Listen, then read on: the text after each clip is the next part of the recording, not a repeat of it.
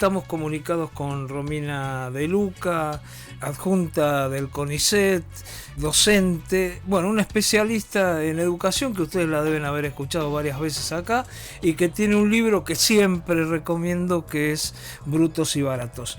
¿Cómo te va, Romina? ¿Cómo estás? Hola Roberto, ¿cómo estás vos? Bueno, gracias por llamar, buenas tardes para vos y todo el equipo y la audiencia, por supuesto, que nos está escuchando. Romina, te digo, en esta nota quería ir un poco con pinzas porque, viste, yo veo este gobierno muy perverso, ¿no? Como que ellos mismos filtran cosas para que debatamos y después, bueno, negocian y ven qué hacer. Pero en este caso, en esta ley, era lo que había prometido Milei, ¿no? Sí, a ver, de alguna manera, como vos bien decís, es una filtración de la cual, en teoría del Consejo de Mayo, de la cual todavía nadie se hizo cargo, aunque cargo intelectualmente, o ni siquiera la Secretaría de Educación dijo, sí, estamos discutiendo esto, ¿no?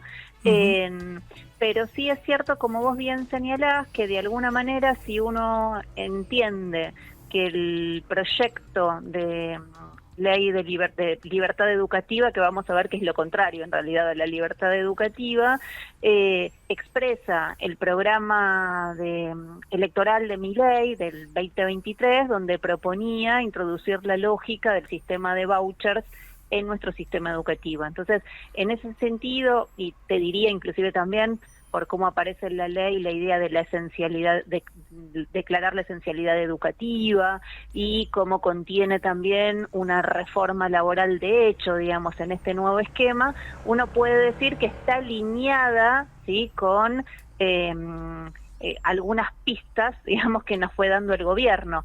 También te digo que si uno mira el año parlamentario, digamos los 2 años casi de parlamentarios de los diputados de La Libertad Avanza, nada nos hacía sospechar que iban a presentar un proyecto de ley para derogar la Ley de Educación Nacional. Pues bien, está colocado sobre la mesa y, como te decía, lo más sintomático es que, digamos, hasta el momento ni siquiera la Secretaría de Educación recogió el guante diciendo vamos a iniciar un proceso de discusión, poniéndolo en las noticias, digamos, de su portal web, ¿no? Pero es verdad que está instalado y es verdad, digamos, que tiene, como vos bien decís, características que expresan el pensamiento libertario, y esto entonces ya estaba en la mesa de alguna manera en el año 2023, lo dejaron en suspenso y ahora, digamos, lo recuperan de esta manera. Ahora, Romina, ¿cuáles serían los temas principales? Yo lo que leí es muy poco, cosas que supe por los medios, pero yo sé que vos leíste y que creo que son 35 páginas que tiene esta ley o algo así. Y lo fundamental sería que se delega la educación en la familia, no solamente en el Estado, pero esto ya estaba en la ley anterior, ¿no? En la 26.202. A ver, acá, 206. digamos, sí, como vos bien decís, a ver, de alguna manera lo que aparece en este proyecto, ¿sí?, es una reorganización completa del sistema educativo por cómo se van hilvanando distintos elementos, ¿no? Efectivamente, algo que plantea el anteproyecto es que el Estado no puede ejercer ningún límite a cualquier individuo, cualquier persona, a su derecho de enseñar y aprender. Y fíjate que esta máxima, la idea de que cualquier persona puede enseñar, y en ese sentido, digamos, gestionar instituciones, ya nos habla de una devaluación de la función docente, claro, porque, digamos, para educar vos tenés que estar preparado, esa preparación tiene que estar validada por el Estado, etcétera, etcétera. En particular, esta idea de la lógica de los vouchers, ¿sí?, o sea, el intentar ir hacia un esquema de voucherización educativa, aparece en el proyecto en donde se declara que la familia es el agente natural y primario de la educación. Como vos bien decías, esto aparece en la Ley de Educación Nacional y te diría, aparecía también en la Ley Federal de Educación, ¿sí?, claro, en el artículo 4, si la memoria no me falla, ya por 1993. Pero lo distintivo que tiene el anteproyecto libertario, que no tenían los otros textos, es que en esta versión se señala que por esa condición de las familias, son las familias el principal agente educativo a través de la sociedad y de las instituciones, y el Estado tiene que asumir una función subsidiaria. Esto no estaba ni siquiera en la Ley Federal de Educación de 1993, donde se establecía lo mismo en relación a la familia, pero se señalaba, ¿sí?, que el Estado tiene un rol principal en garantizar la educación. Acá, en este proyecto, es muy taxativo en señalar que el Estado debe intervenir únicamente allí donde no exista un particular que esté interesado en abrir y gestionar escuelas, ¿no? Entonces, precisamente es por esto que el Estado tiene un rol subsidiario. El proyecto es bastante ambiguo, te diría, en materia de distintas funciones estatales, ¿sí?, por ejemplo, en relación al financiamiento, pero sí es muy claro que busca empoderar a las familias como agentes educativos y las dota de un montón de funciones en tanto agente educativos que tiene que ver con el currículum, la contratación de directivos y de docentes, su potestad de despedirlos, cómo diseñan el calendario escolar, y ahí el Estado pasa a no tener ninguna injerencia, ¿no? Y uno puede pensar cuáles son las consecuencias, ¿sí?, de esta matriz o de esta lógica, ¿sí?, según primero, ¿no? Por un lado, porque, a ver, que las familias seamos los agentes primarios de educación de nuestras hijas e hijos, o sea, estableciendo lo que se conoce, digamos, como la socialización primaria, es decir, dotar a esa infancia de sus primeros valores, de sus primeros principios, de sus primeras formas de mirar el mundo. Nadie niega que esto es así, ¿sí? Lo que pasa es que acá, digamos, hay una transmutación en donde la familia pasa a tener esa función también en lo que refiere al sistema educativo, y de alguna manera, digamos, la escuela va a dejar de ser ese contrapeso de lo común, de lo universal, ¿sí?, de lo social, ¿sí?, presentando a los futuros estudiantes distintas visiones de mirar el mundo, y que esto está, digamos, si vos querés, establecido socialmente, digamos, de bueno, a ver, de qué valores son importantes para todos los niños y los niños, al margen de lo que le impartan sus familias. Acá la escuela va a pasar a tener una función de reforzar los prejuicios familiares, porque en esta lógica se introducen en las instituciones nuevos organismos como el Consejo de Padres, así aparece mencionado en el proyecto. Yo siempre digo, un paréntesis, que es una gran paradoja, porque la pandemia nos mostró que 9 de cada 10 acompañantes educativos son mujeres y no tienen mejor idea que este organismo ponerle Consejo de Padres, ¿no? Sí. Que habla también de la ideología, ¿no?, libertaria, ¿no? Pero bueno, a este consejo que crean, digamos, es el que va a fijar por lo menos un cuarto del currículum mínimo que funciona en estas instituciones, y se obliga a toda la docencia a respetar rajatabla el ideario de esta institución. Y como los valores, ¿sí?, como los valores que articulan a las familias son los que, digamos, se van a expresar en estas nuevas instituciones, también es que, por ejemplo, sí, se permite en este texto que en horario escolar, pero a contraturno en las escuelas, sí, se pueda brindar educación religiosa, que puede hacerlo cualquier educador. Este es un cambio inclusive a propósito de la ley 1420, que en realidad decimos que es laica, pero cuando uno lee, digamos, la ley 1420, uno encuentra que efectivamente se podía dictar religión en las escuelas, pero tenían que hacerlos los ministros, sí, de cada una de los cultos específicos. Siempre a contraturno, había, digamos, ¿no? Claro, pero como había una estructura pequeña, digamos, de la iglesia, esto medio como que era impracticable, digamos, en la vida real, ¿no? Y objetivamente la escuela se fue, digamos, desarrollando con un formato laico, inclusive en el diseño curricular. Bueno, precisamente como ahora estas instituciones van a reflejar rajatabla, ¿sí? Los idearios de cada una de las familias, ¿sí? Bueno, se habilita que se dicte educación religiosa. Y pensemos todo lo que va a dejar de funcionar asociado a esto, ¿no? Porque si vos me preguntás cuáles son los intereses estructurados que podrían estar detrás de este proyecto, te diría muy claramente, digamos, las corporaciones familiares, ¿sí?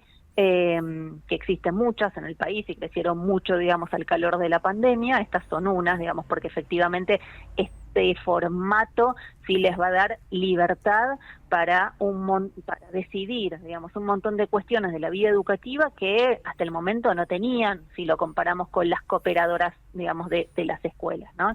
Entonces esto aparece muy claramente acá. Creo que también por esta ligazón entre el currículum institucional y la posibilidad de dictar educación religiosa a contraturno en las escuelas, las confederaciones religiosas están metidas acá, y si pienso en los alineamientos del gobierno, es claro que hablamos de los sectores evangélicos principalmente, ¿no? Porque la Iglesia Católica ya tiene injerencia en el sistema educativo y lo sabemos, y también los sectores privados. ¿Por qué digo esto último? Porque dentro de esta idea de reconfigurar la función del Estado, asumiendo un rol subsidiario, se establece que en este nuevo formato el Estado deberá financiar en pie de igualdad a las escuelas estatales y a las escuelas privadas. Está claro. Ahora, en esto que hablamos de la religión, yo he visto que hay provincias que bajo la tutela de la ley 26.206, que en su artículo 6 dice que son responsables el Estado, las provincias, los municipios, las confesiones religiosas reconocidas oficialmente, las organizaciones y la familia como agente natural y primario. Eso dice el articulado. Hay provincias, inclusive Salta, que en determinado momento daban no a contraturno, tenían directamente en las escuelas educación religiosa, y en otras provincias también, ¿no? Sí, Salta, Tucumán, Claro. para dar, digamos, en Córdoba, es decir, Claro. hay varias provincias que efectivamente esto ocurre, sí. Porque la ley ha dejado, la ley anterior, que vos fíjate cómo son las cosas, ¿no? Hoy estamos discutiendo una ley que es mucho peor a la anterior, pero la anterior fue una ley, fue mentira que se discutió todos los foros, que todo el mundo, que había consenso en todos lados. Por ejemplo, nosotros la debatimos en ese momento, mi hijo estaba en el Mariano Acosta, debatimos y ahí dijimos que la ley no era conveniente, que era una reforma de la Ley Federal de Educación, que se introducía la religión, la familia, bueno, todo eso que realmente estaba en discusión, y que el gobierno anterior, y que el gobierno de ese momento, 2006, con Filmus a la cabeza, dijo que todos estábamos de acuerdo, cosa que no era cierto. Ahora estamos discutiendo algo encima peor que esto, cuando tendríamos que estar discutiendo cómo mejorar la 26.202 y la ley de financiamiento educativo, que no se cumple, ¿no? Sí, no, lo que vos decís es claro. A ver, efectivamente, esta injerencia de las familias o, digamos, la posibilidad de establecer proyectos educativos institucionales aparecía en la Ley de Educación Nacional, esto es claro. También es claro, digamos, que, quienes analizamos el debate de la Ley de Educación Nacional sabemos que se habla de un proceso participativo que en realidad no fue, porque cuando uno empieza a mirar cómo se gestó esa participación, en las escuelas se hicieron 2 o 3 jornadas. Sí. Si vos mirás el anteproyecto de la Ley de Educación Nacional y el texto que efectivamente se aprobó, digamos, en realidad son idénticos, y en los debates de la Cámara alta y baja, digamos, del cuerpo legislativo, digamos, lo que primó es no le vamos a hacer modificaciones al proyecto, con lo cual, digamos, efectivamente hay una continuidad en algunos rasgos, pero la diferencia, sí, me parece, tiene que ver con que este proyecto va a profundizar la descentralización del sistema educativo, ¿no? Algo que en el nivel primario está instalado desde la década del 70, que la ley federal recupera, la ley de educación nacional continúa, pero vos fíjate que acá la lógica que empieza a primar, ¿sí?, con esta idea de que son las instituciones el articulador, ¿sí?, de el sistema educativo y las familias, digamos, a través de las instituciones, ya ni siquiera estamos hablando de la municipalización como amenaza en la década de los 90, sino que en realidad estamos hablando de una completa, si querés, familiarización del sistema educativo, es decir, la descentralización en su máxima expresión, ¿no? Entonces, acá hay una diferencia. Es cierto, como vos decís, y esto también hay que ponerlo sobre la mesa, digo, se conoció este proyecto y muchas carreras de educación de distintas universidades sacaron una consigna que era algo así como la LEN no se toca, es mi LEN, tu LEN, nuestra LEN, la LEN no se toca, ¿no? Como si de alguna manera, primero, ¿qué es nuestra LEN? Bueno, ya he dicho antes, los procesos participativos, digamos, fueron en realidad muy menores, más una fachada que un proceso real, eso por un lado, pero por otro lado, digamos, también lo que hay que ver es que no alcanza con declamar, ¿sí?, la presencia del Estado y señalar que el Estado está presente. Luego tiene que estarlo y efectivamente, digamos, en las últimas décadas y en particular, digamos, te diría desde el 2006 por el tipo de políticas que se implementaron, la crisis que tiene hoy el sistema educativo es muy profunda. De esto hablamos muchas veces en este programa con vos. Tenemos, digamos, entre un cuarto y un tercio de las chicas y de los chicos que no comprenden lo que leen al terminar la escuela primaria, un 40%, digamos, que le pasa lo mismo en matemática. Tenemos que crecen los niveles de terminalidad en la escuela secundaria, pero con peores rendimientos, y en el sentido de cómo egresan esas chicas y esos chicos, más del 40 y pico % no comprende lo que lee al terminar la escuela secundaria, y el 85% están en un nivel básico debajo del básico de matemática. Y esto ha sido negado, digamos, por los defensores y articuladores de la Ley de Educación Nacional, y el negar la crisis del sistema educativo, de alguna manera, sí crea un terreno fértil, ¿sí?, para luego encontrar como solución mágica que si cambiamos la Ley de Educación Nacional por este nuevo formato, se resolverán los problemas del sistema educativo. Y como vos bien decías también, digamos, si la intención real fuera, ¿sí?, que este proyecto va a mejorar el sistema educativo, también hay que decir que un proceso de ajuste en educación que solo entre 2003 y 2025 la inversión educativa nacional cayó a la mitad, pasó de 1,43 y te voy a decir al 0,75 si considero lo que dicen que van a gastar en el 2026, digamos, bueno, esto ya es un contexto, digamos, negativo para discutir en el marco, además, y esto también lo señalabas, y me parece muy importante ponerlo de relieve, ¿sí?, hace más de 10 años que los presupuestos educativos de todas las provincias, de 24 jurisdicciones vienen cayendo, y que efectivamente desde el 2015 para acá que no se cumple, digamos, con la meta de la Ley de Financiamiento Educativo. Entonces digo, bueno, ¿no?, discutamos este proyecto que va a agravar los problemas que tiene el sistema educativo, porque de alguna manera, digamos, corre inclusive la posibilidad de que el Estado esté ahí y coloca a las chicas y a los chicos como propiedad privada de sus familias. Y esto, fíjate, Roberto, que es la negación inclusive de las ideas liberales. Porque si vamos a hablar de cómo se estructuró nuestro sistema educativo a fines del siglo XIX, bueno, fueron pensadores liberales quienes dieron este debate, Alberdi, Sarmiento, triunfó Sarmiento, pero con una idea contraria a la que encarna este proyecto. Porque Sarmiento muy claramente dijo, nosotros como sociedad, entonces no como sumatoria de individuos, sino como sociedad, no podemos dejar librada la educación de las futuras generaciones a las familias pobres. Y no porque, digamos, porque precisamente, no por un elemento educativo, sino extraeducativo, diciendo, bueno, no tienen recursos para llevar adelante ese proceso. Entonces es la sociedad, a través del Estado, la que tiene que intervenir para garantizar una educación común y homogénea al conjunto de su población. Y Sarmiento estaba pensando, ¿sí? Y lo decía así, tanto en la idea de la civilización, si es decir, la cultura, si vos querés, pero también lo decía inclusive hasta para poder pensar cómo se van a insertar esos futuros trabajadores, ¿sí? De manera productiva en la sociedad. Claro. Era un interés burgués, pero tuvo la lucidez de decir, bueno, a ver, esto tiene que hacerlo el Estado.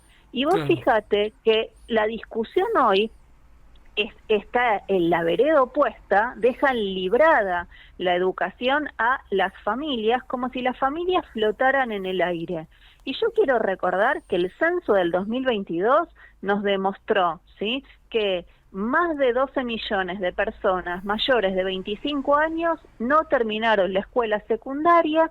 Esto quiere decir que tienen niveles educativos parecidos a los de sus hijos. Entonces digo, son esas familias a las cuales este proyecto les viene a decir, ustedes tienen que decidir una parte no nada menor del currículum de la escuela. Ustedes van a decidir cómo, ¿sí?, con qué criterios van a contratar y despedir docentes y directivos. Y fíjate que esto es una reforma laboral, de hecho, es una precarización del sector, pero además, ¿sí?, implica que la escuela entonces lo que va a hacer es reproducir lo que se conoce como el efecto cuna, porque efectivamente si vos haces que la institución, la escuela, refleje el capital cultural de las familias y no tenés ningún contrapeso, en realidad estás reproduciendo ese punto de partida que ya tenían esas chicas y esos chicos antes de entrar a la escuela, ¿no?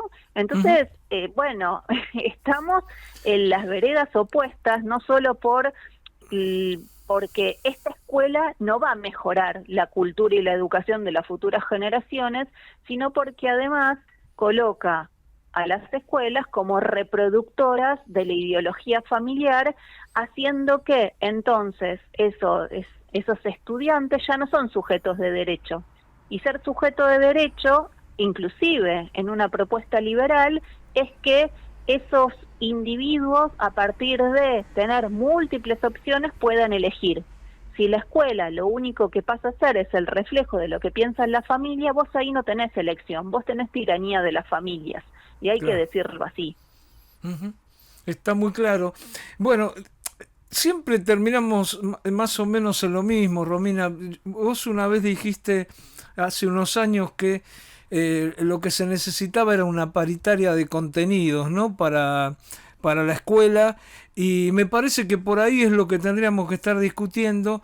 Y bueno, ahora estamos discutiendo esto porque claro, se empeoraría todo aquello que nosotros pensábamos que estaba mal, se empeora.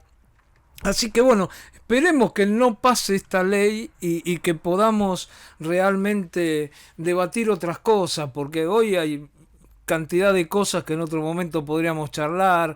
La ley de financiamiento educativo hablaba que en 10 años había que avanzar en un 30% de escuelas en jornada completa, y resulta que eso ocurre nada más que en 3 o 4 provincias y en la ciudad de Buenos Aires, que también hay un tema ahí porque hay sectores que se oponen a la jornada completa porque prefieren la jornada de 5 horas como en la provincia de Buenos Aires. Bueno, hay toda una cantidad de cosas que me parece que tendríamos que debatir, y que aprovechar este momento no para debatir esta ley que yo creo que no va a pasar, esta ley que se filtró, y sino estar debatiendo estas cosas como vos lo venís proponiendo hace tiempo, ¿no? Sí, yo comparto. Yo en realidad creo que hay que, como vos bien señalás, hay que utilizar esta oportunidad de discusión para precisamente marcar los problemas que tiene este anteproyecto, porque en realidad hay que advertirle a la sociedad que esto va a empeorar un cuadro, digamos, pero también, digamos, no romantizar el pasado reciente y precisamente utilizar la oportunidad para poner verdaderamente los problemas que tiene el sistema educativo sobre la mesa, no solo para denunciarlos, sino también para en ese estado de debate poder empezar a proponer soluciones, ¿no? Y me parece que eso va a ser lo más potente a la hora de pensar cómo desde la docencia construimos una alianza con las familias de mostrarles no solo que este proyecto es malo, sino que entendemos cuáles son los problemas y que podemos contribuir juntos a pensar las soluciones de esto. Está muy claro. Romina, como siempre te agradezco mucho por la comunicación, te mando un abrazo grande y seguiremos charlando sobre estos temas. Muy bien, bueno, gracias a vos, Roberto, y bueno, quedo a disposición para lo que necesiten en cualquier momento. Gracias por llamar. Un abrazo grande.